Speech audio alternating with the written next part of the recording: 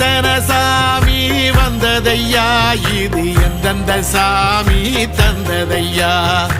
எத்தனை பாட்ட சொன்னதையா, அத சுத்துற பூமி கண்டதையா, அடிச்சு வீசும் காத்துலையும் அந்த தகப்பனாச சுத்துதையா,